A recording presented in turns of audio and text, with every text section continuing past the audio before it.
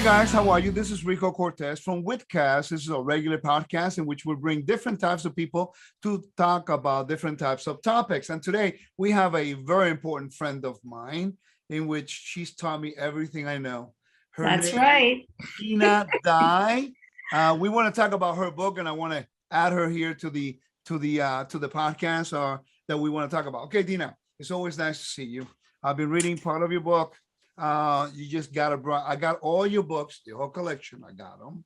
And now you're really smart. No, I'm really smart, and I want to read the one that you just released, which is called what?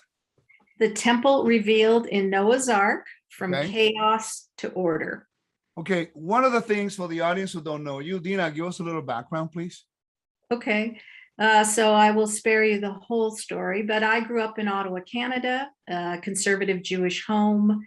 And when I was quite young, my parents moved into a Gentile neighborhood. So I was exposed to some things that I didn't know about previously. I did go to Hebrew school, Orthodox Jewish summer camp, and we celebrated the festivals as a family. We went to the synagogue regularly. So there was, two things going on in my life. Later on, I got involved in the New Age movement pretty deeply, studied a lot. I'm a researcher at heart, so I studied the whole New Age world. And that was all kind of through high school and into my early 20s. About the time I was about 25, 26, I put a backpack on my back and spent about 4 or 5 years in Europe and traveling all around the world by myself. I did spend about 6 months in Israel in 1974, which was, right after the Yom Kippur War. So that was pretty significant. And so it was around 1979 is when I finally met Yeshua the Messiah. It's a long story. If you go to my website, there is my testimony there. But once there, it was hard to find and connect with a lot of Jews, although there was a period in which there was sort of a revival amongst the Jews that I knew. So I, was exposed to Jews for Jesus, and so the Chertoff family out of Pennsylvania and things like that. But I recognized that the need to connect the Gospels and the epistles to the Torah, that was right out of the gate. I saw that. Now, I didn't really know much about the New Testament. I had never read it. So when I read it fresh, I realized how many things the Torah was speaking of, how many idioms and how many different connections there were, the festivals and stuff. It was so clear to me, having grown up in it. So that was, I launched my world. And now it's 42 years. I've been doing this, connecting the two. I've been writing books and traveling, teaching. The ministry is called Foundations in Torah. And I don't know, that's so you're basically focusing on educational platform, writing books. How many books you have at this point? Well, I have 3 books in the series: Temple Revealed in Creation, The Temple Revealed in the Garden, The Temple Revealed in Noah's Ark. But I also have some other books. I have one it's a workbook series called Study to Show Yourself Approved. I also have a workbook called Bonhoeffer from I don't even remember the title, From Tyranny to Freedom. And the book goes along with the DVD series. So basically those 5. Great. Well, I appreciate you hanging out with me. I always enjoy your books, and I read them, except for this one. I'm getting ready to sit down and read it. I was teaching this week's Torah portion, which happens to be Noah. Imagine. Right? And what I did on Wednesday in Spanish, so I'm going to be teaching it tomorrow again to the English audience, but in Spanish, I was showing them some things that we've discussed for years in regards to creation, how the story of Noah is all about a new creation motif. Absolutely. I want to talk a little bit more about that, but before we get into that, I want to remind the audience that the way you and I study, and you can chime in anytime you like, the way you and I study, and this is something that I started doing about 11 years ago, when I began to study ancient Near Eastern research, which for your PhD, I think you study that, right? You have a doctorate, don't you? Mm-hmm. So, yeah, it's a D-Min, not a PhD. So it's a doctor of ministry. And yes, I did spend some time studying the ancient world, Babylon, Assyria, and all that ancient Near East culture. And by the way, that changes your whole understanding of the Bible. Yes. Yeah, absolutely. John Walton made a statement. I'm reviewing the genre teaching that he has on Genesis, the whole logos course that he has. And he made the statement that I've missed before. He said, when we study the Bible from the West, we are looking from the outside in, but the people in the Bible, writing the Bible, they understood the environment, the culture, the background, and the idioms. So they understood. So the writer didn't have to over explain certain principles Right. and motifs. They all understood it. So Exactly. you and I, what we try to do is try to allow people to study the Bible by sharing them from the inside out so that we can get a greater understanding. And so understanding culture, the narrative, the metaphors. Just because we believe in certain metaphors does not mean that we're not disregarding that we are disregarding the Bible. Right. But you and I know that the scripture was written in certain language that is foreign to us today, and this Psalm 93 is one of them. Yeah. So let me read it, and then you can just go on and expound on it. It's actually in the prologue of your book, and as I'm rereading it, a scary part of it is I understand exactly what it's trying to say, and that's kind of weird because I remember years back I would read this type of stuff and I'm going like, whoop, it went over my head. Okay. Yeah. Yeah. Your throne is established of old. You are from everlasting. The floods have lifted up, O Adonai, the flood have lifted up their voice. The floods lifted up their waves. The Lord on high is mightier than the sound of many waters. Yeah, than the mighty waves of the sea. That is Psalms 93, verse 2-5. Now let me ask you a question. How many hours can you teach on those few verses? Well, my whole book, which is why it's the very first, Right. It's the very first scripture because it lays the foundation. Let me just mention for people, because the stories are all literal historical. We got real people living in real places doing real things. But the writers are focusing our attention on something specific. And as you said earlier, they don't see the need to add in every little piece of information. And so the historical backdrop isn't necessarily what they're focused on, but we recognize it's there. But they want us to see something else. So these other aspects of it kind of should jump out off the page to us. This is what they're trying to communicate.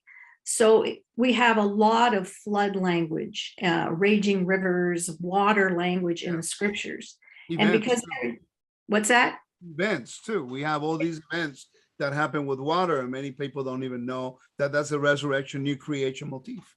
Yeah, absolutely. So right out of the gate in Genesis chapter 1, we see the Spirit of God hovering over the waters. And so that replays itself over and over again. Now, waters and raging rivers and floods came to mean for the ancient world armies and nations and really everything outside the sacred space and the boundary that God established for his people. And so you see him here. So the basic principle of creation is the establishment of a cosmic house, which encapsulates heaven, earth, and sea.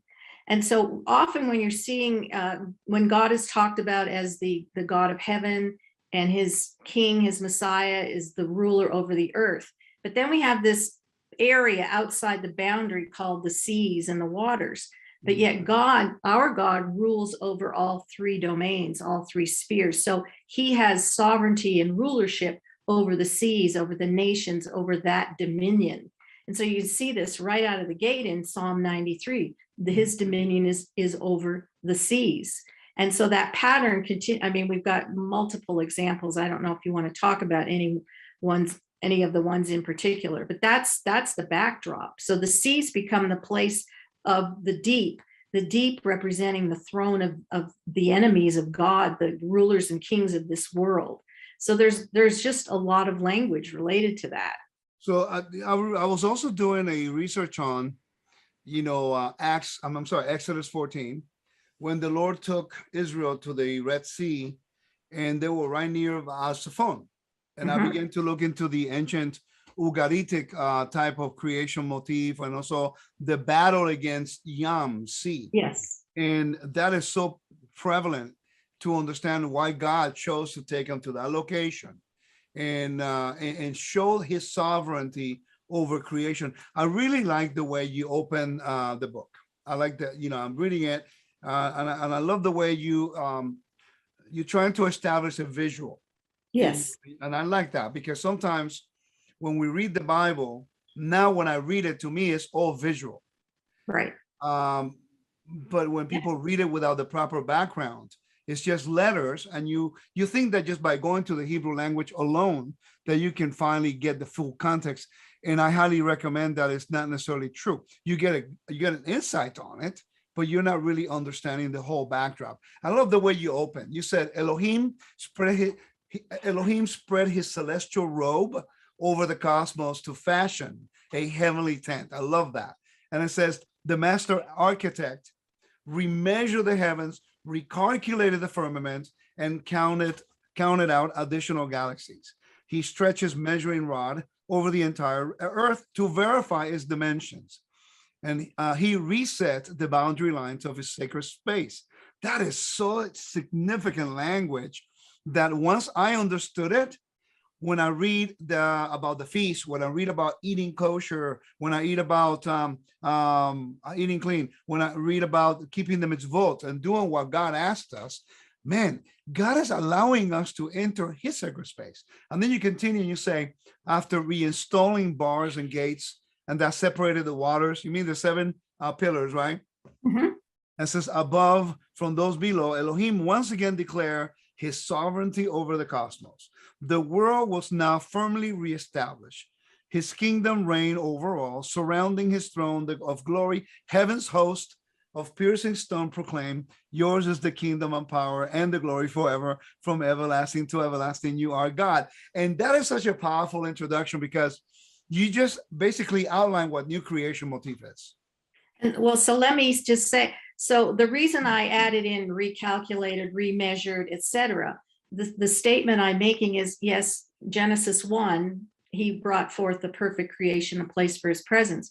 And then, of course, Adam and Eve violated the sacred space. Right. But now with the Noah story, he is the emphasis here is that the Noah story is a story of recreation. Smack dab out of Genesis 1, it's repeating itself. So that's why I emphasized this is the story of recreation in Noah. The parallels between chapter 8 and 9 of Genesis and 1 and 2 are Oh, yeah, they're yeah, like almost exactly parallel to. I was sharing it in Spanish and people were blown away, and right. I told them even the resurrection of Yeshua was found within the message of when the ark rested on Mount Ararat. And it's incredible, because as we go, I have a feeling that going through your book is only going to allow me to get a greater insight into some of the other metaphors that you use. You just mentioned one about the sea representing also the enemies and the Yep. kingdoms. Yeah.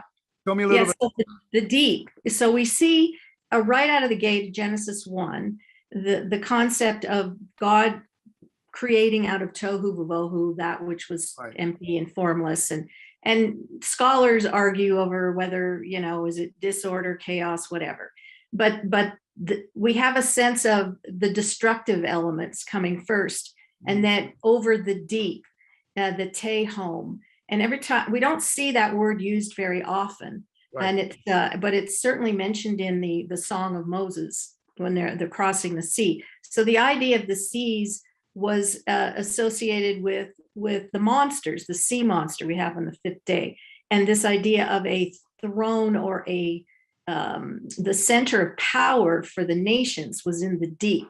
And that's why when we see them crossing the sea and then the waters come back, that Pharaoh is returning to his place, his sphere, his domain, the deep. That's cool. So, yeah. I never saw it like that. Yeah. And of course, all his army. And so they're just going back into the nations.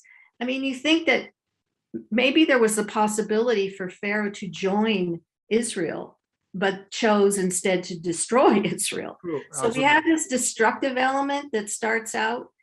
The same thing happens in the story of Noah. And there's a lot of scholars that have done the sort of chiastic structure of Noah, and there's a myriad of examples.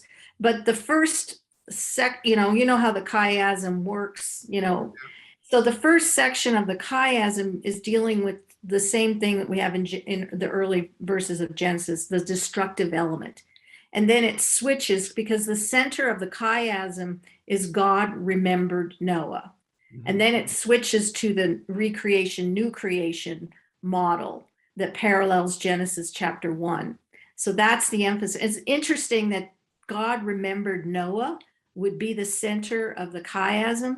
And I would suggest, because in the ancient world, it's not about remembering and forgetting. Oh, I forgot to buy bread. It's about bringing something into existence so that it can realize its creative element versus that which is destructive. So when you die, you're considered to be forgotten. You know, you go in the ground, nobody remembers who you are. Correct. But the idea of remembered means to bring something to life.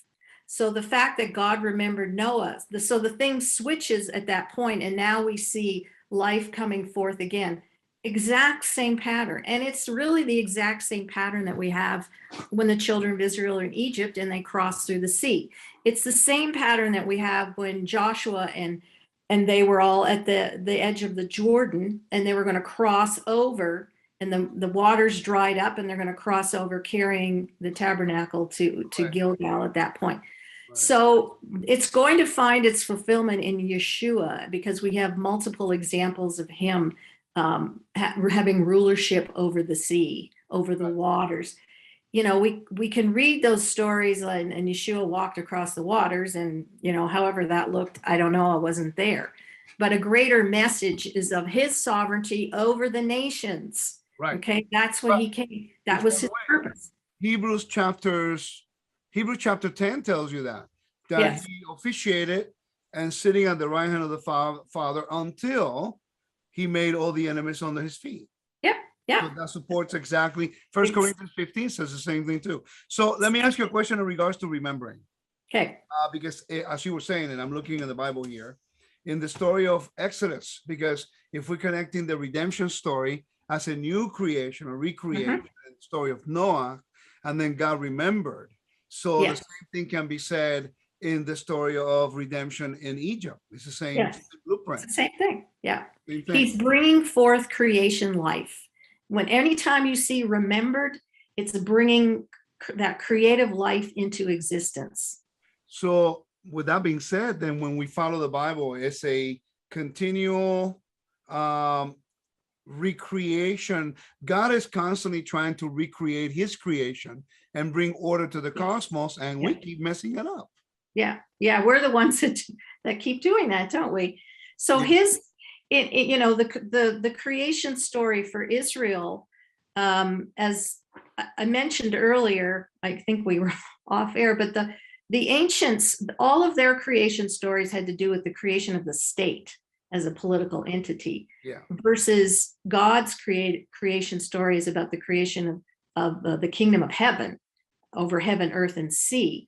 And so everything is taking us to that point where he's going to take down what the nations created, the gods of their world, the rulers of their world, the empires of their world, and all the stuff that goes with it.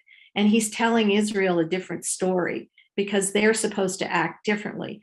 I mean, God's goal is to subdue the nations, but to bring the nations into the kingdom, their choice. Correct. But we have a distinct between the kingdom of heaven and the nations, a boundary, just like we have for the temple, God's sacred boundary. And so the temple really is it's a physical manifestation of a microcosm of what he wants the earth to be. His correct space, and that's why death cannot dwell in there. Exactly.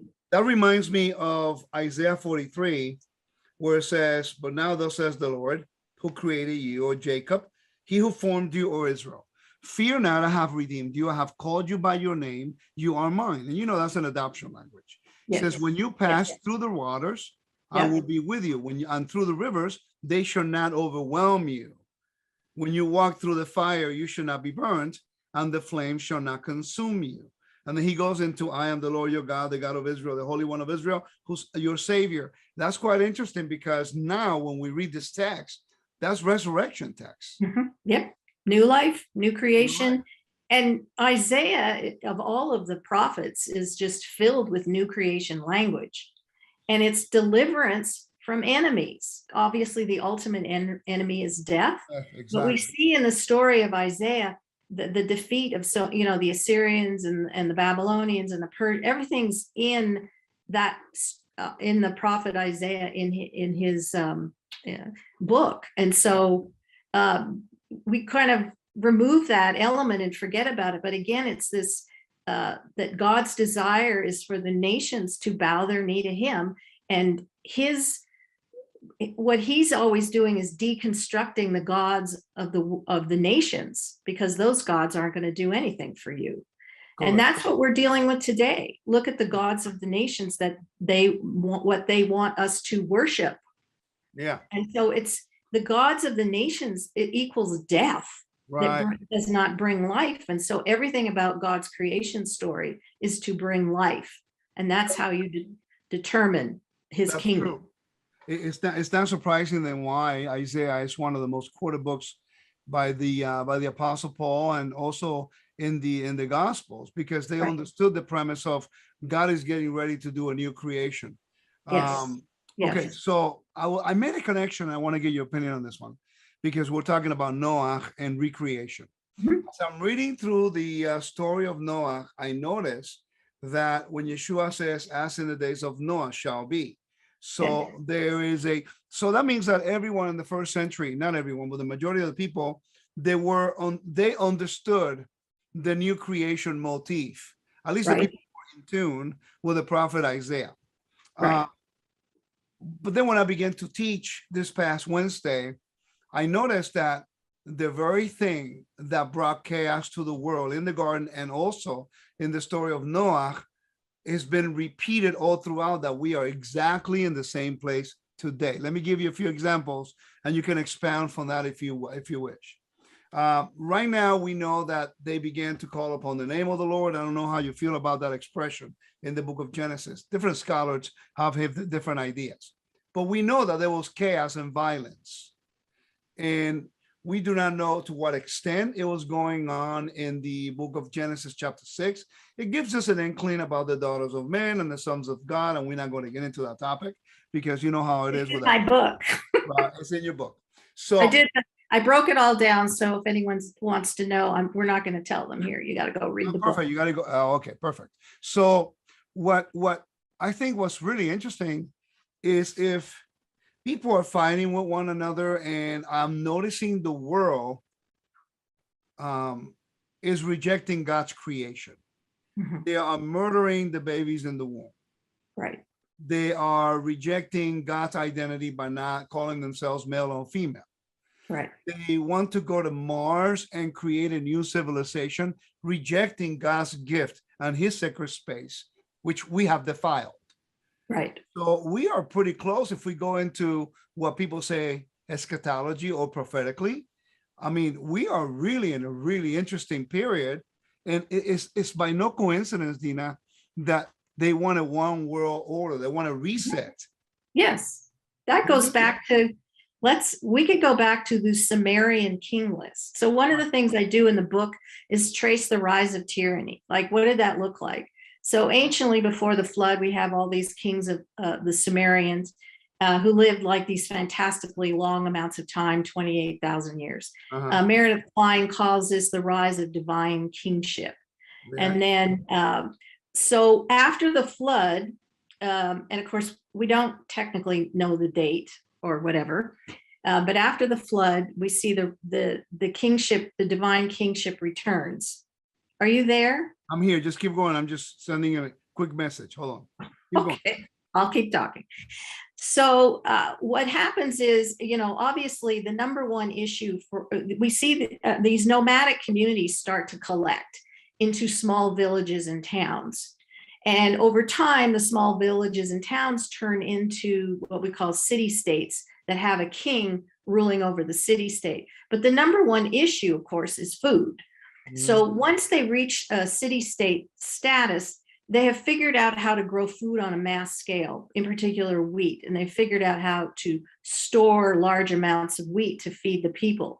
So now we have this divide between urbanization and sort of the agricultural world. I mean, isn't that interesting? We're dealing with the exact same thing. Same thing. So what I tell people and what I say in the book is, these kings recognize that they need to exercise control over the food supply and over energy. And that's how they win. So what happens is the first world emperor, the first ruler of world empire is Sargon I of Akkad. And he basically pulls together all these city-states and rules over them from the Persian Gulf to the Mediterranean.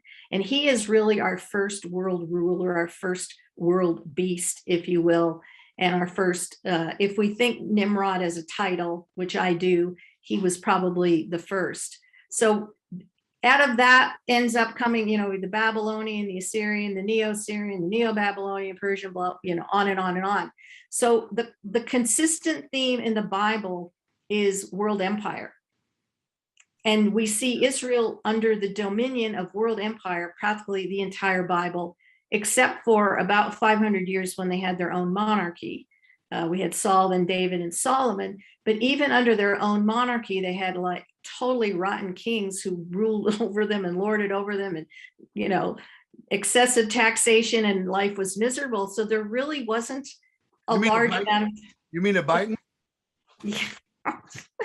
There wasn't a large amount of time in which Israel really experienced the perfect, there was never a time where it was perfect, where rulers were, they didn't lord it over the people and make their lives miserable. There just wasn't that much time in their whole history where they got to experience that. So that's the backdrop of the Bible, world empire versus Israel. That's simple, right? Yeah. So in the last program we did together, we brought up a good point about the Bible being a political book instead of solely theology. Personally, I don't think the Torah is a theological book. To me, is a legal binding document that contains historical accounts, legal accounts, civil accounts, and theology in it. But it's mainly the structure of who the creator is. He brings dominance over creation, and he puts Israel in a place of dominance to reveal who he is. And it's interesting that Yeshua is trying to restore that. That's exactly what everything he did. I noticed when I began to really meditate on the new creation motif, chaos to order. All right. I don't know if you see my methodology. I haven't shown it to you. Yeah, I saw the chart. It's good. Yeah, and you really helped me a lot with that, because when I began to connect all the different spheres of focus study that I was doing, then I try to connect them all. And it was actually your recommendation on Michael Morales. When I read his book, Tabernacle Prefigured, I'm thinking, I read all this stuff. How come I've never connected it before? So it was talking to you and reading his book that allowed me to begin to start making connections that will work to explain the biblical narrative. And now I'm going back to the whole gospel. And I'm reading a complete different story than what we were told. And the whole message of salvation, I'm telling you, it's life-changing, because what we thought it was, there's more to it. Yeah, well, no question. So, as in the days of Noah, of course, we rarely look at the context of that verse, which is in Matthew 24, which is dealing with the destruction of the temple and the destruction. So at the beginning of my book, I try to show that some of the filter, some of the eyes we need to look at the story of Noah is through the eyes of the exile, because the Bible is not codified until after the Babylonian exile. And that's a long time from the story of Noah. So you have to figure they are going to look at the story of Noah through Babylon, the exile to Babylon, and their deliverance through those eyes. Mm-hmm. And so what is the number one feature? How did they end up in exile? Well, it's because of they have rejected the covenant of God, but he sends them into exile, takes away their kingship, their king. He takes away their identity. They move into exile. He takes away their temple. He takes away their economic, everything is gone. Complete chaos. Yeah. So that's the eye, those are the eyes we need when we're looking at Matthew 24, because this whole thing's going to repeat itself. And so when it's talking about it as in the days of Noah, I'm suggesting that we probably need to look at that more as the Babylonian exile. Like, what did that mean? I don't think that the as in the days of Noah portion in Matthew 24 is so much about the history of Noah as it is the theology of Noah, the story. So, okay, I see what you're trying to say. So, okay, so you're not saying the story of Noah is not true. What you're saying is that the Matthew quote, he is saying to look into the chaos from the Babylonian captivity. Yeah. And I guess, well, yeah, and the number one fruit of that was the destruction of the temple, which is about to happen again in, Matthew 24 is dealing with the destruction of the temple. And I suggest too in the book, which, I mean, we could argue over this. Again, it's not so much the history of Noah as it is a connection to the destruction of the temple. And talking about marrying and giving in marriage and eating and drinking and all that stuff. Like I have puzzled over that, going, why is that even in there? I mean, that doesn't make sense to me until you recognize what Noah functioned as a king priest in the sacred space, which was the ark. And so I make the suggestion that this is priestly language that we're seeing in Matthew 24, not, everyone running around getting married. It's about that, the line of the king priest going back to Noah. You know that clearly Noah was a king because God gave him sovereignty over creation, just as he did Adam. Right.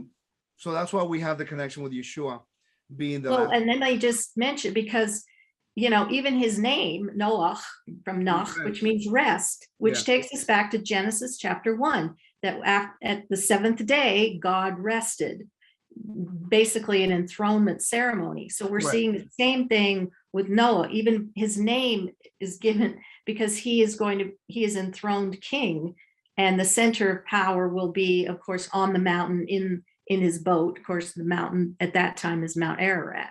So you got me thinking, because that means that just as the earth was recreated in the story of Noah, and at that time the earth was supposed to be God's sacred space, his temple. Right. So now the physical representation of the temple, when it's destroyed, like Shiloh was destroyed, the temple in Shiloh, for the same thing. It's chaos, oppression, unrighteousness, corruption. So that means that the temple, as we have been saying, is a microcosm of the creation story and the order of God. We know that. Yeah. So now we can look at the temple from a different perspective, not only as a functioning structure which allows us to come near God, but also as a prophetic picture of what would happen if we are bringing chaos into God's temple. Right. Is that why then? Now I understand, as I'm talking to you, now I'm understanding why it is that when we sin, we profane his temple. Correct. Because, so let me ask you a question. I got this question for you. I was teaching it on Wednesday, and I proposed the question to the audience, but I want to ask you. I've always wondered, how can God bring judgment on creation? If we understand that he's in covenant with Israel, he is bound by the covenant to Israel to defend them, to stand for them, to provide for them, and the exchange is obedience. We know that. But then he brings judgment upon all the earth. And I always wonder, how can that legally happen once you understand law? And then the covenant and the rainbow is actually that type of sign that proves that God has sovereignty still over his creation, and that we are breaking the covenant that he made with humanity back in the time of Noah. Yeah, so the rainbow, I would suggest, and I didn't really go into a lot about the rainbow in the book, but it represents what we call the axis mundi.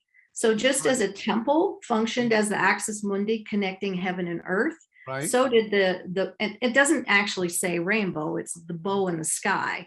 So this is the connecting point between heaven and earth. And every time when in the ancient world where the point was, where the two spheres met, there was always a temple.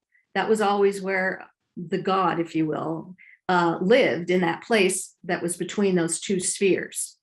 So, and then to your other point, I mean, this is just an opinion, but their vocation was to be image bearers, but was to expand Eden. Right. So they didn't do it. Right. In fact, no one seems to ever do it. By the way, by the way, if you study history like you and I have, you've always wondered, and you saw a pattern that every king that was enthroned in the ancient world, they went out to wage war. The whole idea was to expand their kingdom. And I never understood that until the royal gardens. Now I get it. It's like they were trying to expand their the kingdom for their God, because that's the duty of the king. Yeah, the kingdoms of this world expand through brute force, power, militarily, by killing and destroying everything in sight. Correct. Now we have the kingdom of heaven. How does it expand? And so Yeshua basically laid that out on the Sermon on the Mount. Everything he did was exactly how a king is supposed to expand territory, not by killing everybody that they see. This is that death life thing coming to bear once again. He expands through, by recreating life. The nations expand by killing everybody. Right. Do you think Israel, and after I ask this question, you answer, I'd like to ask you something about your book, but do you think Israel ever took away God's position just because they had a king leading them? Do you think Israel disregarded God? I'm talking about the structure of monarchy. Okay. Right. Because I'm trying to make a point. They knew that the king was the image of that invisible God. They knew. Right. They knew that the king was the prince to God, but the king to Israel. We all agree with that.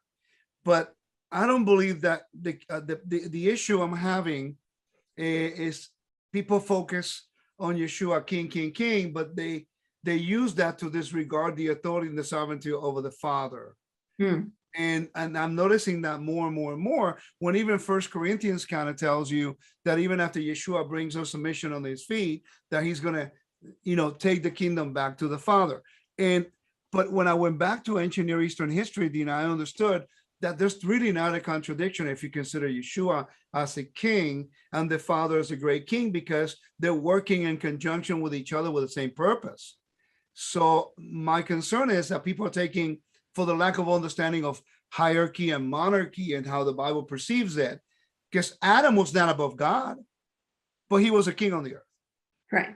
So sometimes I think that we need to address that, because I believe Yeshua definitely will be our king and is ruling, and he will rule, and he's our king right now, not literally ruling on the earth, literally, like I think, we talked about this, but in certain circles and the systems of religion, they diminish the authority of the Father and they put Yeshua above it. And to me, that's a problem. So the ancient world, obviously, and we won't go into this, but we have the suzerain vassal relationship. But the father-son relationship replicated the suzerain vassal relationship. Obviously, it's somewhat different. But you don't, when the king is raised up, the next in line, it doesn't eliminate the authority of the father before him. So like David and Solomon, they're probably the best example. And so obviously David had lots of sons, but the one destined for the throne was Solomon. And so Solomon went through an entire enthronement ceremony. We see that when he went down to the Gihon Spring and Nathan the prophet and all that sort of thing. But that didn't negate the authority and Solomon's submission to David. Right. And that's really the point that I'm trying to make, that once I understood that hierarchy, or like you say, father and son, I was able to understand better the role of Yeshua and how everything fits. It's amazing to me. And a lot of the arguments I used to have with people, or even within myself, trying to understand it, kind of went by the wayside, because, we don't have to minimize Yeshua's pre-existence, his divine nature, who he is, but understanding how it fits in the role of a hierarchy and a governmental structure. It made perfect sense. Yeah, God would never violate that. He has an order. Again, this is order. So, Yes. Because by him giving authority to Adam and Noah, by no means diminish God's sovereignty view over all Correct. creation. And of course, they're called the Son of God. Adam's called the Right, Son of exactly. God. Yeah. You would think it'd be simple, but we complicate matters. All right. Yeah. So I like your book is now very extensive in chapters, which is 5 chapters. yes. The book is almost 50,000 words. So each chapter is approximately 10,000 words, which is a pretty long chapter. Cool. Yeah, but it's not like 12 chapters and you keep going reading and No. reading. Okay. And you know me, I try to be really succinct and really focus in and just say what I need to say in as few words as I can say it. Yeah. And I want the books to be less than 200 pages, because once you start going, then it turns into this academic tome. And I didn't want that. I wanted a lot of people to read it. Like this So, one, like Kitchen's book. yeah. Oh Lord. Kitchen's Yeah. book, amazing writer. It's got over like close to 600 pages. And it's like, I have to read it. Is like just read a little page here, and Yeah. everything is deep, Yes. Anyway, so But you can read this book in 5 hours.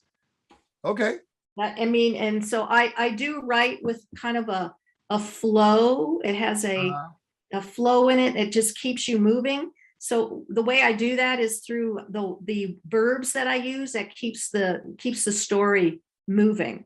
Okay. And I think I have 10 pages of bibliography at the back. Beautiful.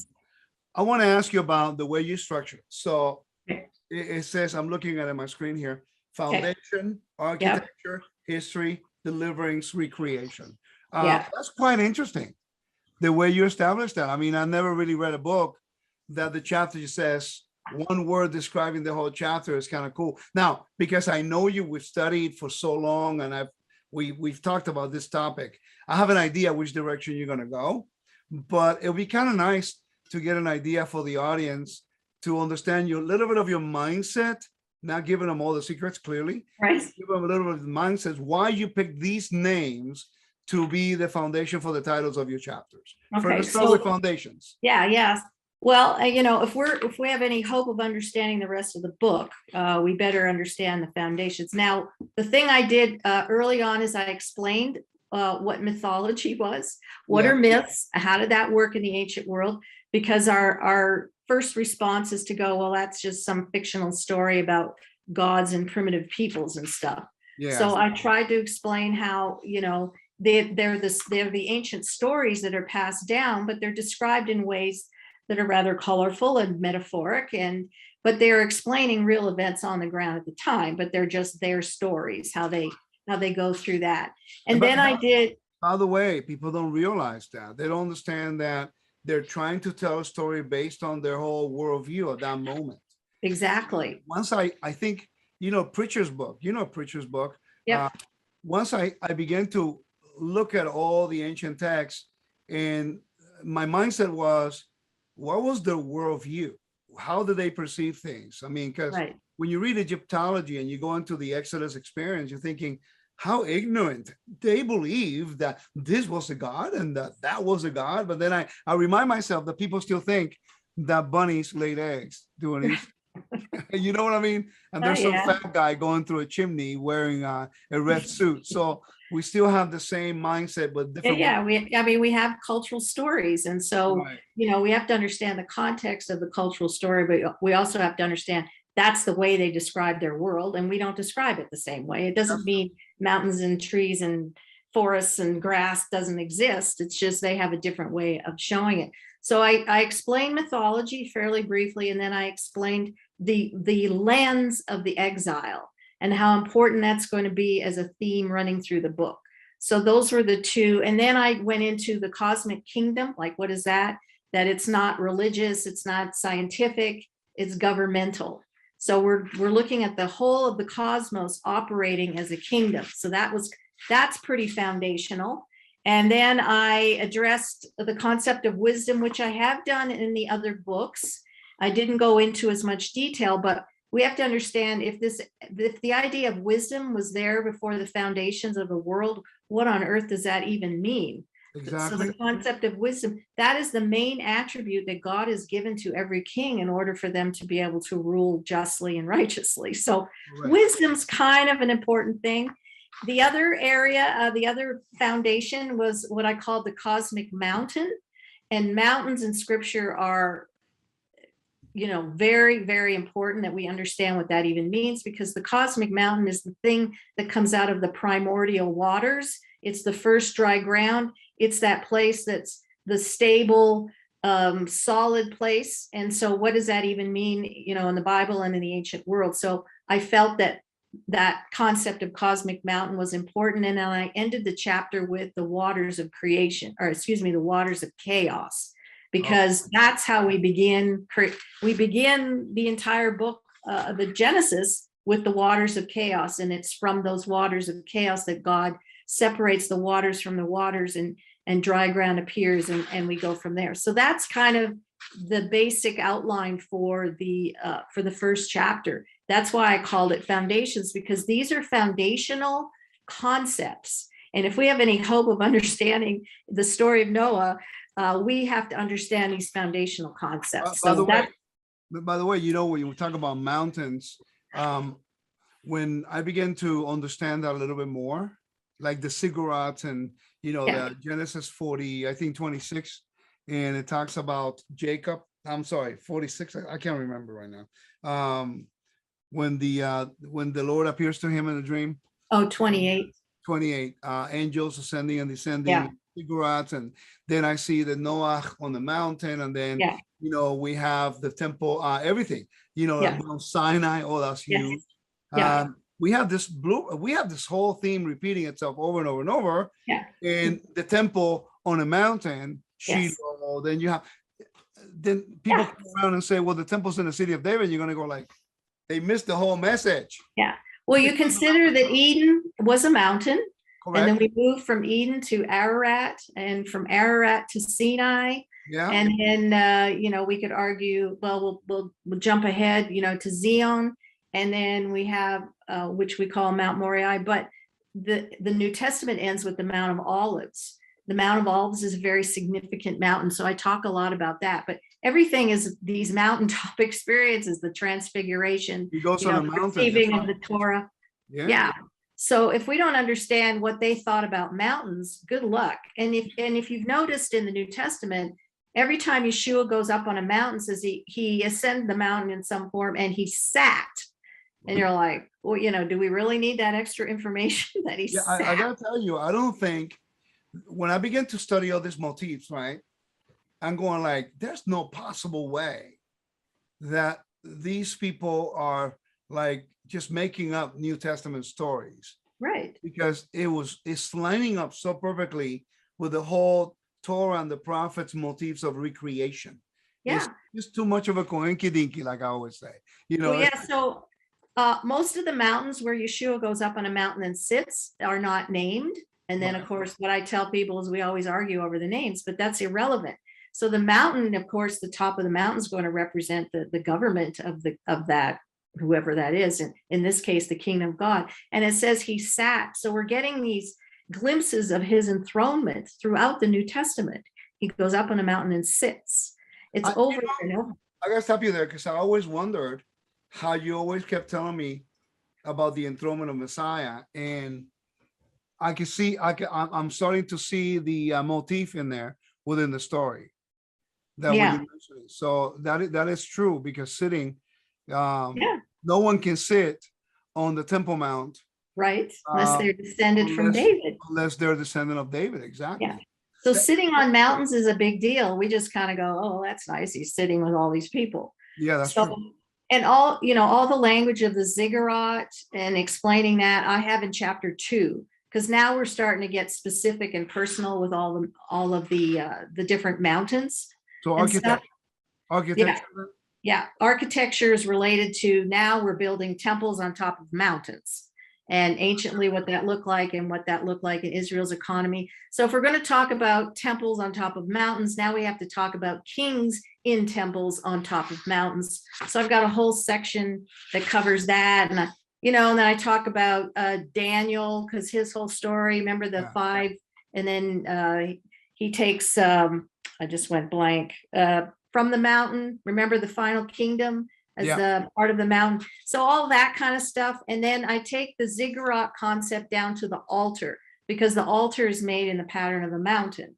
Right. So now, what does all that mean, et cetera. So this is. So now when we read, I'm sorry to interrupt you, it just came to mind. So now when we read Thessalonians, and Paul is talking about the son of perdition sitting in the temple as if it's God, then people would understand that Paul is telling us some guy is going to come in and he's going to usurp the authority given to the line of David, and to basically enthrone himself in the house of God, which is a huge no-no. Exactly. All the things start making more sense. Yeah. And I think, the goal here is to help the Bible make sense. Is what I tell everybody wherever I go. Yeah.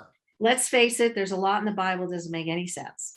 So now our job here is to try to help that for you make sense. So chapter 3 is history. So now I really, what I did was I took Noah out of Canaan, the promised land, that whole area, and I took him with his father Lamech, to the region of Ararat, which anciently was called Urartu, or sometimes Arata.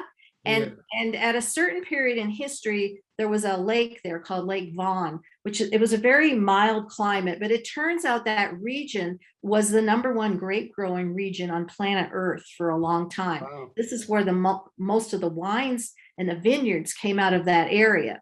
So I just kind of backtracked. This is where I do my fictional story, and I backtracked and pulled him out so that he was planting vineyards before the flood in that region, and that he took the vine from the vineyard that was passed from Adam to Seth, and Seth dug it up, and he took that vine and he planted it in the region of Ararat around this lake called Lake Von. So I develop a whole story with Noah growing, and I describe the vineyards and the treading of the grapes and stuff like that. In the meantime, earlier on, I have Cain. He moved from the region and he went to southern Mesopotamia, and he became the ruler over Uruk, U-R-U-K, which is where the city that Inanna ruled over with the Great White Temple. So we have these two things that are growing up beside each other. And then at the end of chapter 3, I have them meet. So I think it's in that chapter. I also have the sons of God and the daughters of men. So it's a very historical chapter. One of the other things I talk about too, because I relate the daughters of men to the harem, which is a political entity in the king's court. And so we see, Solomon with his 1,000, but that was a very political thing that he was doing by having all these women in his harem. Right. He was making political alliances all over the planet. Yeah, people don't know that. They assume he was just some lustful guy, but when you study ancient Near East, you realize that they needed to have blood covenants between kingdoms, so that having a grandchild, a grandkid with that king and that king would make you think twice before you fight against each other. Right. It's logical, really, if you think about it. Well, and you think the daughters of men weren't necessarily of a royal line. They were just all stuffed into the harem. But the harem ended up having a lot of political power. So you think of Bathsheba. She would have been part of the harem, if you will, but she was the mother of a king and the wife of another king. That's definitely an interesting twist to that story. Yeah. Well, that's kind of cool about this type of books, that you're able to inject in there some of your worldview, or what you perceived based on some of their meaning, to share with people a broader perspective. Maybe they never really thought about it before. Right. And I went out of my way citing sources. Now, they're obviously, when I'm writing my fictional stories, I have creative license, and I can insert in there kind of how I see it. Obviously, we don't know whether that's true or not, but it helps move the story along. So if you think about the political alliances and the wives in is very important when we see the story of Solomon cutting up, threatening to cut the child in half. Right. And so remember that the two women, I suggest that is a parable of the house of Israel, and that the two women represent the house of Israel and the house of Judah, and each vying that their son would be the ruler over the kingdom. I think that will be a perfect explanation prophetically what would happen in the future. It's kind of cool. Yeah. So obviously these women are going to bat for their kid. That's my kid, and my kid's going to be the Well, heir to the throne, not yours. well, what's interesting is like, Solomon and Adoniah went through that. And then Yes. later on, you see when Solomon died, Rehoboam, one of his Right. sons, and Yeah. Jeroboam, who was not a son, but he was a representative of Ephraim. They were Right. having that type of, that's kind of interesting right there. Yeah. Yeah. So I try to take those stories and see it, from a more, I hate to use the word political, but you understand the backdrop, because you can't read these kings without understanding that they're going to war all the time. Their goal is to bring peace to the empire and make life better for their subjects. But this is just a constant, they're constantly fighting You know, other empires. that when I was doing a scholarly course about it was a free one. Somebody sent me from I forgot the college now, but it's a very well-known college. And they were talking about, Israel and ancient Near East. And I never really thought about the Bible as a political book, but Right. they made mention of the reason why Assyria didn't destroy Israel when they first got there in the beginning. And I always wonder, they took them captives. Oh, one of the few kingdoms that would disperse its people. That was part of Yeah. their whole thing, which is kind of interesting, considering the whole master plan of God. Okay. Right. But it's fascinating because they did not destroy Israel because its regional location and its high level of Yeah. olive oil that they produce, they didn't have the same type in Assyria. Yes. All a political thing, and I never thought about it. Yeah. That really opened my understanding to, whoa, wait a minute. So all these interactions between covenants and all this stuff here and there, it was all basically a government in peril. Exactly.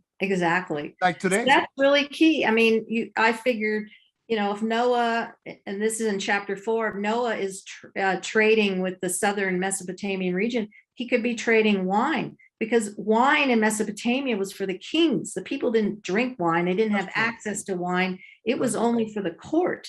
Yeah. And so wine, vineyards were a big deal because of who had access to it and the prestige it represented for the king. Well, that shows us the story of that.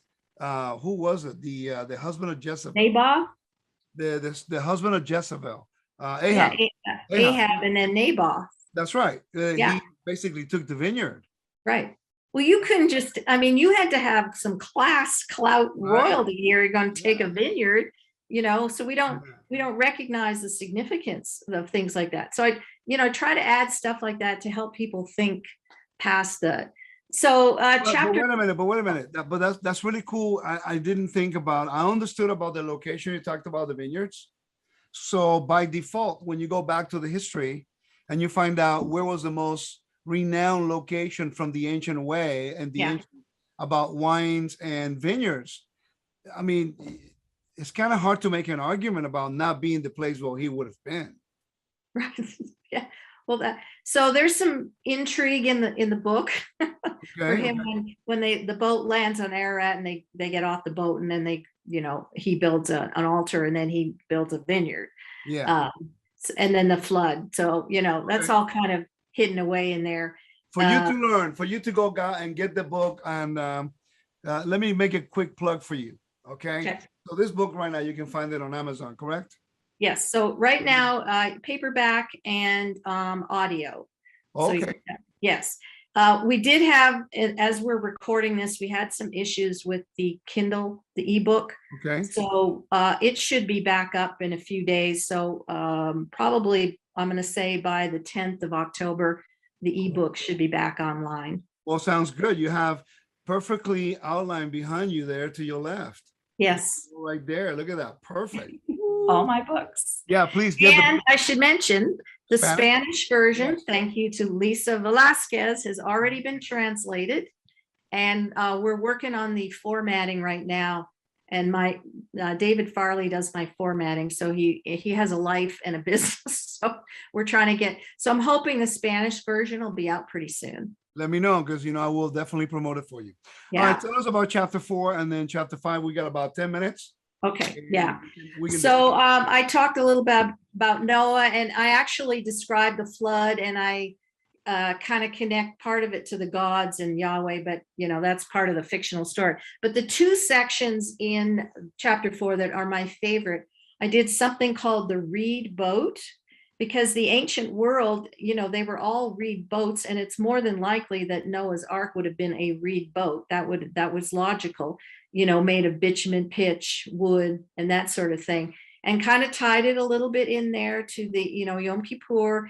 The idea of the smearing of the blood is the same motion we have for the smearing of the bitumen on the boat to preserve and protect it, but to cover it. Kafar, there's a bunch of stuff in there. And I go into a lot of detail about the reeds and comparing it so Moses is not in a basket. Okay. Moses is in a reed boat.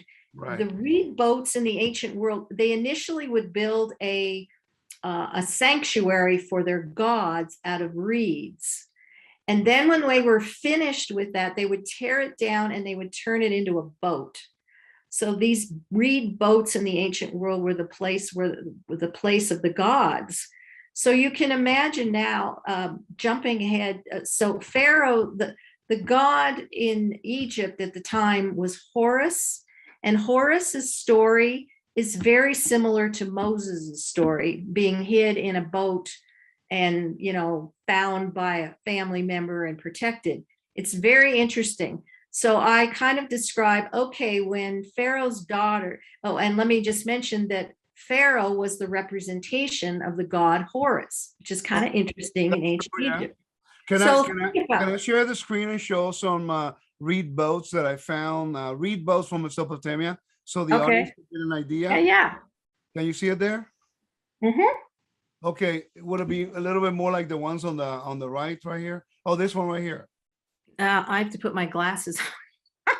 Now we do have the round boat, and that's a whole thing in ancient Mesopotamia. So this one, see right there, that round boat, but how it has a hut. Yeah, that's pretty cool. That's the sanctuary. So that's where the god would be. That the god would be represented in that space. So any of the other ones that you see that have like a hut on top of the boat, that's very significant. Look at that one. That's really cool right here. Yeah, exactly.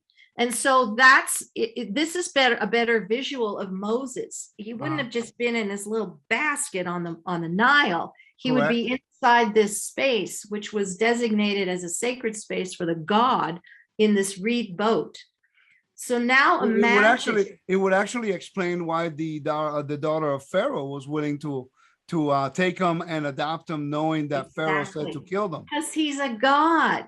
So she's there, and then she sees in this reed boat this person that she's expecting Horus, because this story is the story of Horus, only it ain't Horus. It's not her father's god. It's Moses, who is God's image bearer on earth. So this is has everything to do with royalty. No wonder she took him back to the palace, because he would have been a god to her. That's pretty interesting. I mean, I didn't really never consider that. Look at this one right here. This is there were. So again, they would build a sanctuary out of the reeds and the pitch and the wood, and then they would tear it down and erect it. And then they would sail these boats down the Nile River from temple to temple, because they represented the gods in their temples. Now I understand what you always kept telling me about Noah as a temple. Yeah. The ark as a temple. Yes. Yeah. I did not know that until now. Okay, I studied the reeds and stuff, but not that, what you said. Yeah, my premise is because the largest boat on the Euphrates at the time was probably about 10 feet. And so I tell everyone, basically Moses built an aircraft carrier sitting on the Euphrates. Like, how does that work? Right. So this imagery of the macro of the micro, this is a sanctuary that represents all of the cosmos, that God is restoring the cosmos. as an ark building, and of course it ends up on top of the mountain. The last section, another section in chapter 4, we'll go through this quickly. I compare the ark of Noah with the tabernacle and in the wilderness, and this concept of both were the portable place of the presence of God, which I connect somewhat to Ezekiel chapter 1, the wheel within the wheel, the idea of the portable throne of God. So yeah, but if you didn't make the connection between the reed boats, right, and what it meant, I would have never really connected it. right. So that's Well, cool. and you think, isn't it interesting? Oh, so in Egypt, they had a place called Aru, which it was a reeds, like an island of reeds, and that was considered their paradise. Their oh man, so it says the Sea of Reeds. yes, It's not the Red Sea, it's actually the Sea of Reeds. Now it makes sense. Got it. That's the island of reeds in the sea is the afterlife of the Egyptians. So where does Pharaoh end up in? The Sea of Reeds. So wait a minute. So that actually helps us really bring it home to a new creation motif, that God is the one who gives resurrection and no one else. Exactly. Yeah. There's your end in the Reed Islands.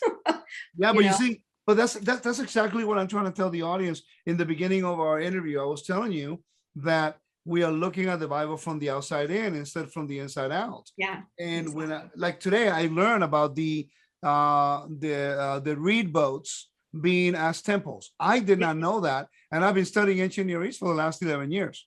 Well, I can't say I knew it. So just like, with my 9 pages of bibliography, I have learned a great deal and tried to synthesize it down in a way that I summarize and I give you all of the citations. You can look it up for yourself. That's cool. So chapter 5 is basically pulling it all together.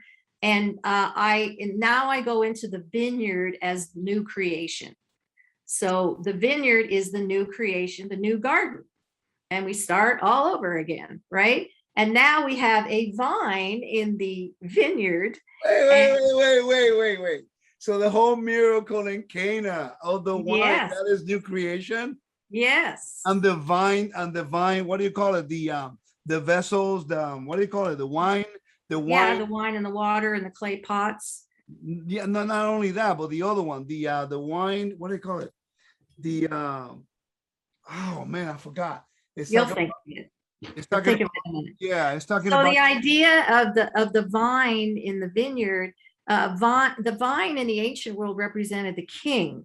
Okay. The trunk of the vine. And of course, this one's producing grapes. Now we understand John 15, 16, 17, when Yeshua says he's the vine, that's a hallmark back to Solomon, because King Solomon represented the vine, David represented the olive tree, and King Saul represented the fig tree. So we have, that whole thing. So the vineyard is the all new creation motif all over through and through. So I go through the graphic language of the vineyard, treading the grapes and the wrath of God and the cup and, all that kind of stuff in there. Skin, I got it. Wine skin that you're talking about, the wine skin. Yep. That makes sense. Yeah.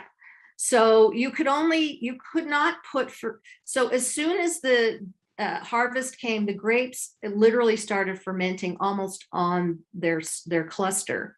And so they had to get them to the treading floor as quickly as they could. So you could not put fermented wine into a new wineskin. That was called new wine. Right. You could actually put wine that wasn't fermenting. You could put into an old wineskin, but you couldn't put new wine that was fermenting into an old wineskin. So again, we have new creation language. So then we go through that, and then this is where I talk about chaos in the ancient world, and then I move it to cultural chaos for today.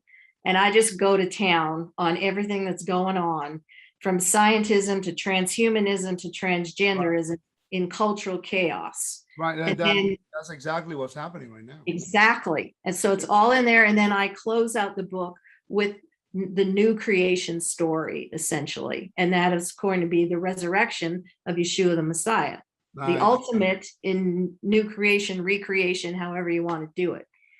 That's awesome. I enjoyed going through how you Now you put don't have to read it. yeah, right. No, Right. but I do actually, when you read the introduction of a book, sometimes you get a sense, but some of the introductions of certain books, they're a little bit like tedious and Yeah. they don't really get to the point, so you don't really see the whole intent. Being that I already understand the topic, as we've discussed this at length for years, but even today I've been able to connect different dots that I never did before. And I want to thank you for writing the book. I want to thank you for your research. I want to thank you for your friendship.